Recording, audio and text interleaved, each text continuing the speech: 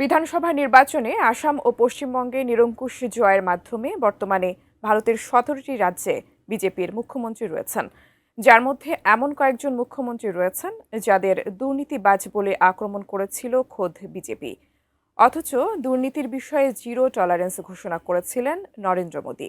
তাহলে দুর্নীতি করো মুখ্যমন্ত্রী হও, এটাই ভারতে বিজেপির নতুন নীতি। বিস্তারিত জানাচ্ছেন শেখ ফরিদ। कैमरा के सामने, टीवी कैमरा के सामने कितना लाए हो? अच्छा लाओ लाओ, और ऐसे कुर्ते में रख देते हैं। ভারতের প্রধানমন্ত্রী নরেন্দ্র মোদী এক সময় বলেছিলেন দুর্নীতি করব না, করতেও দেব না। কিন্তু সমসাময়িক রাজনৈতিক বাস্তবতায় উল্টো চিত্রই দেখা যাচ্ছে পূর্ব ভারতের রাজ্যগুলোতে। একসময় বিজেপি যে বিরোধী নেতাদের দুর্নীতিবাজ বলে আক্রমণ করেছিল, আজ সেই নেতারাই দল বদল করে গেরুয়া শিবিরের সবচেয়ে মূল্যবান সম্পদে পরিণত হয়েছেন। এমন তথ্যই উঠে এসেছে ভারতীয় সংবাদ মাধ্যম দ্য ওয়ারে। এতে বলা হয়েছে, মোদীর শাসনামলে যে কোনো প্রভাবশালী বিরোধী নেতাকে নিজেদের দলে ভেড়াতে এবং শীর্ষ পদে বসাতে বিজেপি সুনির্দিষ্ট একটি ফর্মুলা বা 4I প্যাটার্ন অনুসরণ করে থাকে। এর মধ্যে প্রথমেই রয়েছে আইডেন্টিফাই। কোনো বিরোধী হেভিওয়েট নেতাকে কোটি রুপির দুর্নীতির মামলায় চিহ্নিত করা এবং তা জনসমক্ষে প্রচার করা। এরপরেই শুরু হয় ইনভেস্টিগেশন। এর সময় কেন্দ্রীয় গোয়েন্দা সংস্থাকে ব্যবহার করে ওই নেতার উপর আইনি ও মনস্তাত্ত্বিক চাপ সৃষ্টি করা হয়। পরবর্তীতে করা হয় অন্তর্ভুক্তি।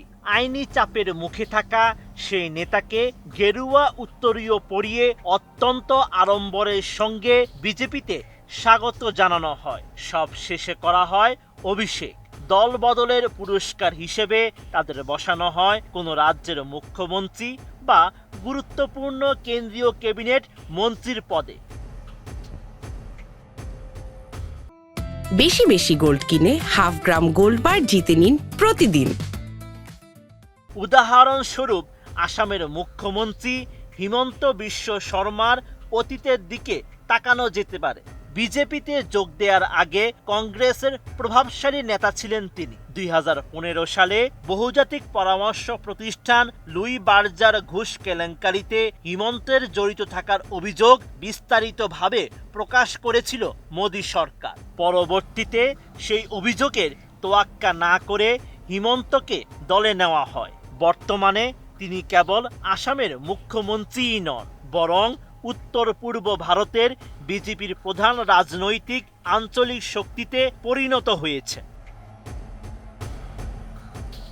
পশ্চিমবঙ্গের নতুন মুখ্যমন্ত্রী শুভেন্দু অধিকারীর গল্প একই ধরনের। তৃণমূল কংগ্রেসের সাবেক এই সংগঠককে 2016 সালের বহুল আলোচিত নারদ কাণ্ডে ক্যামেরার সামনে প্রকাশ্যে নগদ অর্থ গ্রহণ করতে দেখা গিয়েছিল।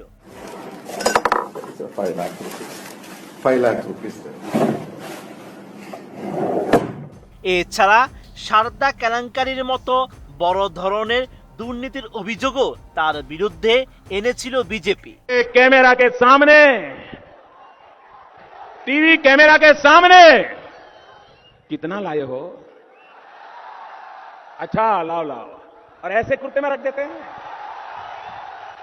তবে দল বদল করার পর সেই পুরনো দুর্নীতির অভিযোগগুলো থেকে তিনি মুক্তি পান এবং অভিযোগগুলো একসময় এসে নাই হয়ে যায়। আজ সেই শুভেন্দু অধিকারী পশ্চিমবঙ্গে বিজেপির প্রথম মুখ্যমন্ত্রী। একই ঘটনা ঘটেছে বিজেপি থেকে বিহারের প্রথম মুখ্যমন্ত্রী সম্রাট চৌধুরীর ক্ষেত্রে।